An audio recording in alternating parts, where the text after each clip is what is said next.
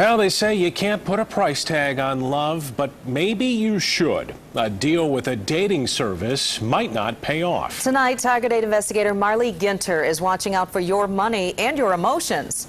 Well, Sue and Brian, roughly 10% of the 54 million singles in the U.S. use dating services. But after a tip to report it, we found more than a broken heart. They tell you right up front not to tell anyone about how much you paid. When Elizabeth Labine moved to West Michigan, she didn't know anyone, so she turned to a dating service. I just remember feeling very pressured. Labine paid two of us in Grand Rapids nearly $3,000, promised 6 high-caliber bachelors. 6 months later, she'd only gone on 2 dates. They were very convincing that they're the answer.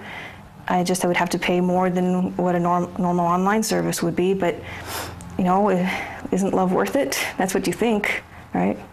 Target 8 discovered Labine isn't the only unsatisfied client. Court records in Kent County alone show 3 people have sued the agency, including Labine. A Muskegon man says he paid nearly $2,500 and never got the service he paid for. That man got his money back. A judge even ordered 2 of us to pay court costs on top of it.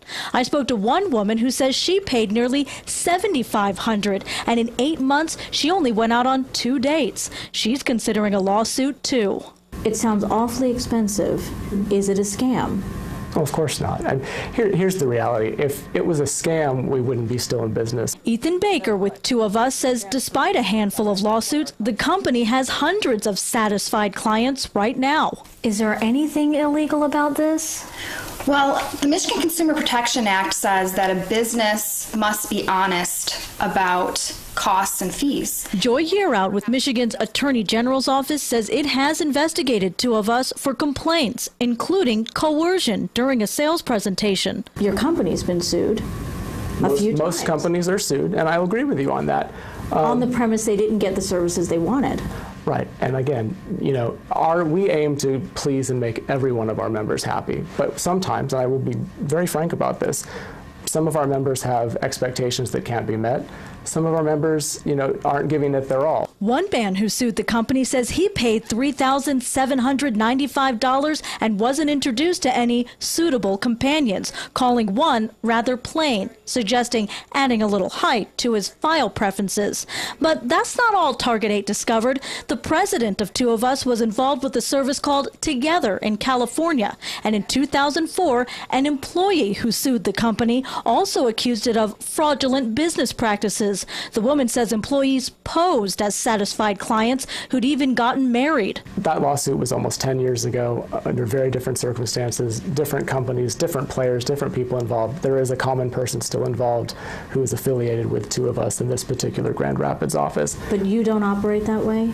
Of course not. As for price, we found most online services charge $25 to $60 a month. Baker says paying thousands is common for a personal dating service. You get more one-on-one attention.